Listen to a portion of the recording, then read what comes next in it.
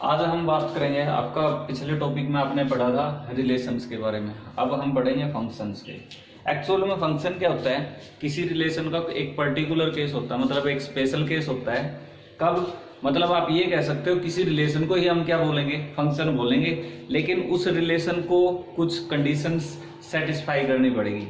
तो वही मैंने यहाँ पर लिखा है, अगर आपके ए और बी दो नॉन एम्प्टी सेट हैं तो A subset of A cross B is said to be a function. आपको पता है ए क्रॉस बी के सबसेट आपके क्या होते थे, रिलेशंस होती थी। तो आप कह सकते हो उन रिलेशंस को ही आप क्या बोलोगे, फंक्शन बोलोगे। कब बोलोगे, if and only if for each x belongs to A, मतलब ए के हर एक एलिमेंट को, सेट ए के हर एक एलिमेंट के लिए there exist a unique element y in B, मतलब ए टू बी आपकी जो रिलेशन है उसको आप फंक्शन कहोगे। कब, जब ए के अंदर जितने एक्स हैं उनको एक यूनिक वाई मिले इन सेट बी, तब उस रिलेशन को आप क्या कहने लग जाओगे, फंक्शन कहने लग जाओगे। अगर मैं सीधे शब्दों में कहूं आपको, बिल्कुल आसान शब्दों में, तो किसी रिलेशन को ही हम क्या बोलते हैं, फंक्शन बोलते हैं। लेकिन कब बोलते हैं, अगर आपकी relation set A to B है, अगर आपकी relation set A to B है तो ए के हर एक एलिमेंट जो है उनको इमेज मिले और वो इमेज कैसी हो, यूनिक हो, तब आप क्या कहोगे, आपकी जो रिलेशन है उसको आप फंक्शन कहने लगोगे। तो मैंने कुछ डायग्राम भी दिए हैं, नीचे आपके लिखे हुए हैं यहाँ पर।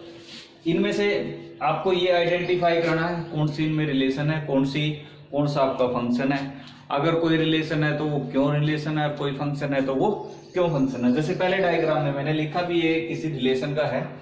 अगर आप देखोगे इसमें सेट ए के एलिमेंट ए बी सी हैं, आप देखोगे यहाँ पर सी के पास कोई भी इमेज नहीं है, इसलिए आपकी जो ये जो यहाँ पर एरो डायग्राम है वो किसको रिप्रेजेंट कर रहा है, किसी न किसी रिलेशन को रिप्रेजेंट कर रहा है।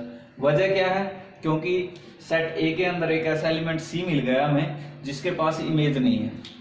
दूसरे डायग्राम में आप देखोगे ये भी आपका किसी रिलेशन को रिप्रेजेंट कर रहा है। क्यों, क्योंकि किसी रिलेशन को फंक्शन होने के लिए दो कंडीशन सेटिस्फाई करनी होती है। पहली, जो सेट आपका रिलेशन अगर ए टू बी है, ए के हर एक एलिमेंट को इमेज मिले, पहली इसी वजह से फेल हुई थी भी, क्योंकि ए के हर एक एलिमेंट को इमेज नहीं मिली। दूसरी कंडीशन क्या है, जो इमेज मिले वो यूनिक मिले। यहाँ पर यूनिक इमेज नहीं है। क्यों, ए की अगर मैं इमेज पूछने लग जाऊं आपसे तो इमेज, पहली बार तो इमेज का आपको पता है, जैसे ए जिससे एसोसिएटेड है इस साइड में ए टू बी है तो उनको इमेज बोलते हैं। जैसे यहाँ पर ए की इमेज एन है, बी की इमेज एम है, यहाँ पर ए की इमेज एम बी है और ए की इमेज एन बी है, जो कि यूनिक नहीं है इमेज, इसलिए ये क्या नहीं है, फंक्शन नहीं है। क्या रहेगा, आपका रिलेशन रहेगा।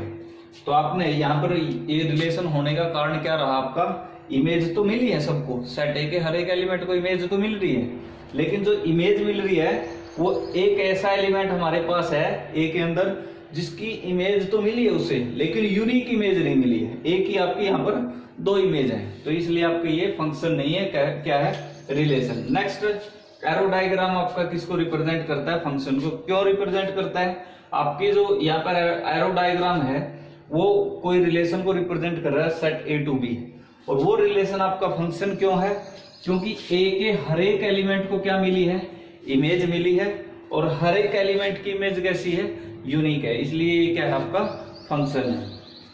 इससे अगला भी क्या, किसको रिप्रेजेंट करेगा, किसी फंक्शन को रिप्रेजेंट करेगा। क्यों, यहाँ पर हर एक एलिमेंट को इमेज मिली है और इमेज कैसी मिली है, यूनिक मिली है। अब किसी के दिमाग में आया होगा एरो डायग्राम देख के, सर यहाँ पर तो ए और बी की एक ही इमेज है, ऐसा तो है, मतलब एक इमेज तो है लेकिन है तो यूनिक।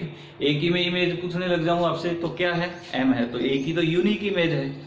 ठीक है, यूनिक इमेज कब नहीं होती, जब एक ही एक से ज्यादा इमेज होती, जैसे इस फिगर में दिया है, इस डायग्राम में इमेज यूनिक कब नहीं होती, जब उसकी एक से ज्यादा इमेज होती। यहाँ पर तो एक इमेज एम है और बी की इमेज क्या है, एम, तो आप इंडिविजुअली देखो, ए को भी इमेज मिली है, एक इमेज मिली, बी को भी इमेज मिली है, तो इसलिए इनकी सबकी एलिमेंट्स की कैसी है, यूनिक इमेज है, इसलिए ये क्या है, फंक्शन। ठीक है, अब बात करें डोमेन और रेंज की, आपके फंक्शंस की डोमेन और रेंज के बारे में बात करें तो फंक्शन की डोमेन क्या है, अगर आपका फंक्शन ए टू बी है, अगर आपका फंक्शन ए टू बी है तो सेट ए के एलिमेंट्स का मतलब सेट ए को ही आप क्या कहोगे, डोमेन कहोगे। और अगर फंक्शन ए टू बी है, बी को क्या कहोगे, कोडोमेन।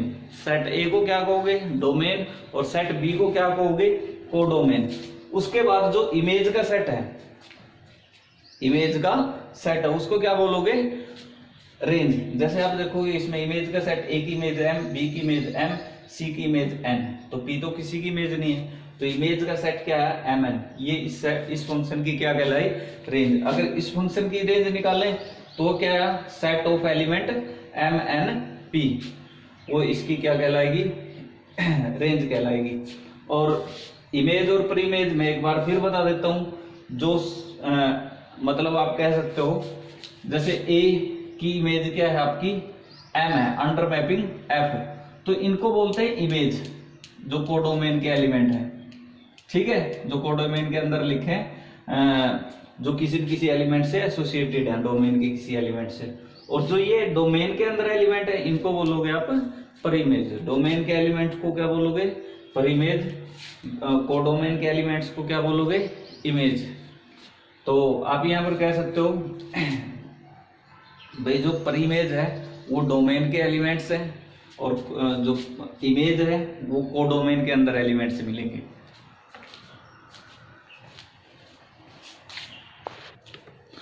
अब हम बात करते हैं रिप्रेजेंटेशन ऑफ ए फंक्शन की। भाई किसी फंक्शन को कैसे रिप्रेजेंट किया जा सकता है, तो मैंने 5 वे लिखे हैं किसी फंक्शन को रिप्रेजेंट करने के लिए। पहली आपकी रोस्टर फॉर्म, दूसरी आपकी सेट बिल्डर फॉर्म। एक्चुअल में क्या है, कोई फंक्शन भी तो सेट ही है, क्यों, आप किसी रिलेशन को ही क्या कहते हो, फंक्शन कहते हो, जिसे 2 कंडीशन सेटिस्फाई करनी होती थी। पहली थी डोमेन के हर एक एलिमेंट को, रिलेशन अगर ए टू बी है तो ए के हर एक एलिमेंट को इमेज मिले, और दूसरी क्या मिली, वो इमेज यूनिक हो, तो उसको आप क्या कहते थे, आप फंक्शन कहते थे। और कार्टेशियन प्रोडक्ट के जो सबसेट्स थे वो क्या थी, रिलेशन, और किन्हीं रिलेशंस को ही आप क्या कहते थे, फंक्शन। तो एक्चुअल में क्या हुआ, फंक्शन भी तो आपकी कार्टेशियन प्रोडक्ट के सबसेट आई, तो मतलब रिलेशन ही आपकी फंक्शन है। तो जब आपकी कह सकते हो रिलेशन भी एक सेट था, लेकिन उसके एलिमेंट किस फॉर्म के थे, ऑर्डर्ड पेयर की फॉर्म में एलिमेंट मिलते थे। तो फंक्शन भी तो वही चीज है, फंक्शन के एलिमेंट भी किस फॉर्म में मिलेंगे, ऑर्डर्ड पेयर की फॉर्म में। तो कहने का मतलब ये हुआ भी जो आपका फंक्शन है वो भी तो क्या है, सेट ही है एक, लेकिन उस सेट के जितने एलिमेंट है वो ऑर्डर्ड पेयर की फॉर्म में मिलेंगे। तो वही बात यहाँ पे लिखी है। और आपको पता सेट को 2 तरीके रिप्रेजेंट करने के 2 तरीके होते हैं आपके पास, एक होता है रोस्टर फॉर्म, दूसरा होता है सेट बिल्डर फॉर्म। इनके मैंने एग्जांपल भी लिखे हैं। जैसे सेट ए है उसके अंदर एलिमेंट है 1 2 3, और सेट बी है उसके अंदर है एलिमेंट 1 2 3 4। तो आपका कोई फंक्शन दिया है ए टू बी, ये आपका फंक्शन दिया है, ठीक है। और अगर आपको जैसे मैंने वहां पे बताया था कि जो आपका फंक्शन है उसके डोमेन के हर एक एलिमेंट को यूनिक इमेज मिलती है। अगर वो फंक्शन है तो उसके डोमेन के हर एक एलिमेंट को यूनिक इमेज मिलती है। तो यहाँ पर आप अगर सीधे शब्दों में देखो तो हमें ये देखना होता है, पहली बात तो डोमेन में क्या क्या एलिमेंट है, 1 2 3, क्या सबको इमेज है, 1 की भी है, 2 की 3 है, 3 की 4 है, तो सबकी इमेज है। दूसरी चीज देखनी होती है भाई क्या यूनिक इमेज है, मतलब इधर कोई ऐसे एलिमेंट तो नहीं है जिसके मतलब पेयर्स जितने लिखे हैं उनमें कोई एक एलिमेंट 2 बार तो नहीं लिखा, मतलब जैसे यहाँ पर 1 2 है तो कोई ऐसा पेयर भी है जिसका पहला एलिमेंट 1 हो। तो मतलब सीधे शब्द में कहें तो जितने पेयर होंगे उनके जितने एलिमेंट मिलेंगे सारे के सारे क्या मिलेंगे, डिफरेंट मिलेंगे। जितने पेयर्स मिलेंगे फंक्शन के अंदर, उन पेयर्स में जो पहले एलिमेंट है वो कोई एलिमेंट एक बार ही, जैसे यहाँ पर 1 है तो दोबारा अगर कहीं भी लिखा मिलेगा तो पक्की बात है फंक्शन नहीं मिलेगा, क्या हो जाएगा, रिलेशन। क्योंकि 1 की इमेज 2 और वहां पर 1 दोबारा आ गया तो 1 की कोई और इमेज मिलेगी, इसलिए ऐसा तो पॉसिबल नहीं है फंक्शन होने के लिए। तो आप कह सकते हो, तो अगर आपकी कोई रिलेशन दे रखी है उसको ऑर्डर्ड पेयर रोस्टर फॉर्म में लिखे और आपने चेक करना है भी वो फंक्शन है या रिलेशन है, तो चेक करने का एक तो ये तरीका है, वो रिलेशन देखो ए टू बी है तो क्या ए के हर एक एलिमेंट को इमेज है, मतलब उस जितने पेयर हैं क्या उस सेट के पहले एलिमेंट है वहां पर। दूसरी जो सेट के जितने सेट के एलिमेंट हैं क्या ऐसा कोई पहले एलिमेंटों में चेक करो, क्या कोई ऐसा एलिमेंट है जो 2 बार आया हुआ है? अगर 2 बार आया है तो वो रिलेशन है, अगर एक बार ही आया है तो आप कह सकते हो वो क्या आपका फंक्शन है। तो मैंने इस रिलेशन को किस फॉर्म में लिखा है? रोस्टर फॉर्म में। उसी प्रकार क्यों, ये सेट है, सेट को आप रोस्टर फॉर्म में भी लिख सकते हो, सेट बिल्डर फॉर्म में भी। अब मैंने इसको सेट बिल्डर फॉर्म में लिखा है। कोई फंक्शन एफ है, कलेक्शन सेट होगा किस टाइप के? पेयर्स का, एक्स वाई टाइप के, जहां पर वाई कैसे होगा? X plus 1। वाई कैसे निकालोगे? Y is equal to x plus 1, जहां पर एक्स सेट ए का एलिमेंट है और वाई सेट बी का एलिमेंट है। आप रख के देखो, जैसे ए का एलिमेंट 1 रखा, 1 प्लस 1 2 आ गया, 2 रखा 2 प्लस 1 3, 3 रखा 4 आ गया, तो आपके यही पेयर्स आ जाएंगे।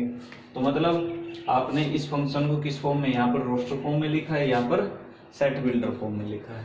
एरो डायग्राम से भी आप इसको रिप्रेजेंट कर सकते हो, जैसे सेट ए के अंदर एलिमेंट है 1 2 3, सेट बी के अंदर है एलिमेंट 1 2 3 4, 1 की इमेज 2, 2 की इमेज 3, 3 की इमेज 4।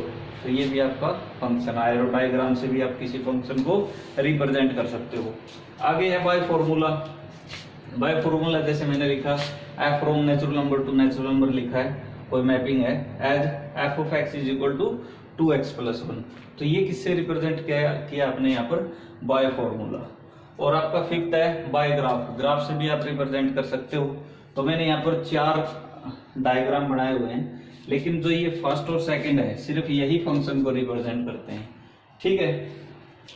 ये जो दे रखे हैं ये आपके फंक्शन को रिप्रेजेंट नहीं कर सकते, क्योंकि अगर मैं यहाँ पर दिखाऊं आपको ये फंक्शन क्यों है, क्यों नहीं है, रिलेशन ही क्यों है। आप देखो, जैसे यहाँ पर कोई भी एलिमेंट है, मान लिया 1 2, तो 2 की इमेज अगर मैं निकालने लग जाऊं तो 2 की 2 इमेज आ गई। जैसे ये मान लिया आपका 3 है, नीचे -3 है, तो आपके 2 की 2 इमेज आ गई, एक 3 आ गई और एक -3। लेकिन 2 की आपकी मतलब 2 की यूनिक इमेज नहीं आई, इसलिए ये आपकी रिलेशन ही है, फंक्शन नहीं है। यहाँ पर भी सेम वही चीज है, कोई भी एलिमेंट लो उसकी आपकी क्या नहीं आएगी? यूनिक इमेज नहीं आएगी, तो इसलिए वो आपका फंक्शन नहीं है। उसके बाद और ये भी हो सकता है आपका, अगर मान लिया ये भी देखना होता है ना आपका फंक्शन, जो रिलेशन या फंक्शन जो भी दे रखा है वो किधर से किधर है। आपका मान लिया ये दे दिया natural number to natural number दे दिया, तो इधर बहुत इंटीजर टू इंटीजर दे दिया, तो बहुत सारे इंटीजर ऐसे मिलेंगे जैसे -1 -2 -3 जिनके पास कोई भी इमेज नहीं है। तो उससे भी आप कह सकते हो ये किसको रिप्रेजेंट करता है? रिलेशन, ठीक है। तो कहने का मतलब आपकी डोमेन क्या है, वो डोमेन क्या है उनके ऊपर डिपेंड करता है भाई आपका वो फंक्शन होगा या रिलेशन होगा। तो और यहाँ पर आप देखोगे हर एक एलिमेंट की क्या मिलेगी? यूनिक। अगर आपका रियल टू रियल दे रखा है मतलब ये आगे भी बढ़ेगा, हर एक रियल नंबर को क्या मिलेगी? इमेज मिलेगी, और कैसे हर एक नंबर की एक एक इमेज मिलेगी, यूनिक इमेज होगी, सेम यहाँ पर होगी। इसलिए ये दोनों जो आपके डायग्राम है वो किसको रिप्रेजेंट करते हैं? फंक्शन को रिप्रेजेंट करते हैं। आगे है some special type of functions. कुछ स्पेशल टाइप के फंक्शन करते हैं हम। जैसे पहला है आपका रियल वैल्यूड फंक्शन। रियल, अगर आपका function from A to B है और ए और बी रियल नंबर्स के सेट हैं, तो आप इस फंक्शन को क्या कहोगे? Real valued function. उसके बाद ओड फंक्शंस है और इवन फंक्शंस है, इनके बारे में आपने बताना है। तो ओड फंक्शन क्या होता है? जब आपका f ऑफ -x किसके बराबर आए? -f ऑफ x के, जिसको आप ये भी लिख सकते हो f of -x plus f of x आपका किसके इक्वल आए?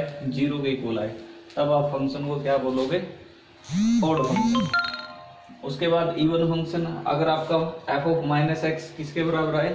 f ऑफ x के, तब आप फंक्शन को क्या बोलोगे? तब आप फंक्शन को क्या बोलोगे? इवन फंक्शन, ठीक है। ये तो थी मैथमेटिकली। ग्राफिकली भी आप बता सकते हो ऐसा फंक्शन जो y एक्सिस के बिल्कुल सिमेट्रिक हो, जैसे मैंने एक ग्राफ बनाया और ये आपका ग्राफ किसका है? f of x is equal to x square का। तो आपका ये फंक्शन जो दे रखे हैं ये आपका क्या होगा? Even function. मतलब इवन फंक्शन अगर आपने बताना है ग्राफिकली, तो आपको क्या देखना है? अगर उस फंक्शन का जो ग्राफ है अगर वो y इज इक्वल आपकी y एक्सिस के बिल्कुल सिमेट्रिक है, मतलब y एक्सिस से उधर भी ऐसा ही और y एक्सिस से इधर भी ऐसा ही, तो वो क्या कहलाएगा आपका इवन फंक्शन। अब बात करते हैं ओड फंक्शन की। ओड फंक्शन क्या होगा, जो फंक्शन ओरिजिन के सिमेट्रिक हो, किसके ओरिजिन के सिमेट्रिक हो, तो उसको आप क्या बोलोगे ओड फंक्शन। जैसे मैं ग्राफ बनाता हूं,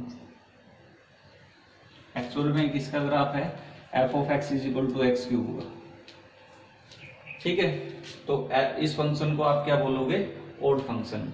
एक्चुअल में बहुत सारे स्टूडेंट इसको क्या समझ लेते हैं, ओड इवन नंबर जिसकी पावर ओड हो उसको आप कहोगे ओड फंक्शन, जिसकी इवन हो इवन फंक्शन। ऐसा नहीं है, ठीक है।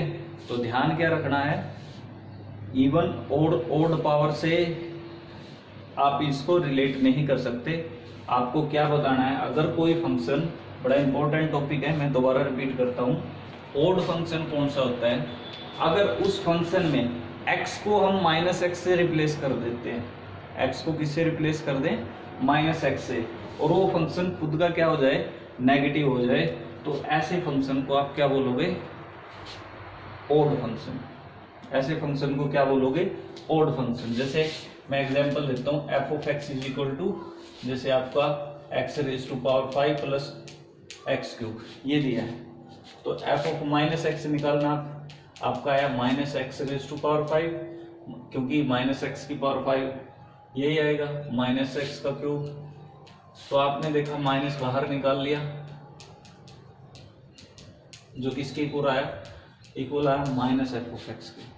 तो ऐसे फंक्शन को आप क्या बोलोगे ओड फंक्शन। और जहां पर x किससे बिलोंग करता है, डोमेन ऑफ f से। ग्राफिकली कैसे देखोगे, अगर वो ओरिजिन के सिमेट्रिक हो, मतलब आप जैसे ये फर्स्ट क्वाड्रेंट है, जैसा ग्राफ फर्स्ट क्वाड्रेंट में वैसे ही ग्राफ आपका थर्ड क्वाड्रेंट में, अपोजिट क्वाड्रेंट में सेम ग्राफ बने, ओरिजिन के सिमेट्रिक हो, तो उसको क्या बोलोगे आप ओड फंक्शन बोलोगे। अब बात करते हैं इवन फंक्शन की। जब आपका f ऑफ -x किसके बराबर आए, f ऑफ x के, तो जैसे एग्जांपल के तौर पे मैं एग्जांपल लेता हूं, f of x is equal to x square plus 1। अगर मैं x को -x से रिप्लेस करता हूं तो आपका यही आएगा, मतलब जो किसके इक्वल आया f ऑफ x के। तो ऐसे फंक्शन को आप क्या बोलोगे इवन फंक्शन। ग्राफिकली क्या है इवन फंक्शन, जो y एक्सिस के सिमेट्रिक हो। अगर आप इसका ग्राफ बनाएं कभी, तो आपका ग्राफ इस तरह का बनेगा, और ये y एक्सिस के से उधर भी ऐसा है, इधर भी ऐसा ही है, ठीक है। तो ये y एक्सिस के सिमेट्रिक है, इसलिए आपका ये क्या होगा इवन फंक्शन। तो बड़ा इंपॉर्टेंट टॉपिक है, एक बार फिर रिपीट करता हूं मैं, जिनमें f ऑफ -x किसके बराबर आए, -f ऑफ x के, तो वो फंक्शन आपके कैसे होते हैं ओड फंक्शन। आपको करना क्या होता है, x को रिप्लेस करना होता है -x से। अगर -x से रिप्लेस करने के बाद वो फंक्शन पहले का नेगेटिव आ जाए आपके गिवन फंक्शन का, तो इसका मतलब वो क्या है ओड फंक्शन। और अगर वो नेगेटिव x को -x से रिप्लेस करें, आपके फंक्शन पर फर्क ही ना पड़े, वैसा का वैसा रहे, तो आपका फंक्शन होगा इवन फंक्शन का। और अगर ऐसा कुछ नहीं है इन दोनों से अलग, तो वो फंक्शन आपका ना इवन होगा और ना ही ओड। जैसे एग्जांपल लेता हूं मैं, f of x is equal to x cube plus 1। अगर मैं x को -x से रिप्लेस करूं तो -x क्यूब प्लस 1, ये तो कोई और ही फंक्शन आ गया। तो ऐसा फंक्शन आपका क्या कहलाएगा, ना इवन ना ओड फंक्शन। तो दोनों बार आपने यहाँ पर क्या किया है, x को -x से रिप्लेस किया है। अगर x को -x से रिप्लेस करने के बाद फंक्शन में कोई फर्क नहीं पड़ता, वैसा ही रहता है, तो आपका इवन फंक्शन। अगर x को -x से रिप्लेस करने के बाद जो फंक्शन आपका नया पूरे फंक्शन आपका का वो नेगेटिव आ जाए पहले आपके फंक्शन का, तो इसका मतलब वो कैसा होगा ओड फंक्शन।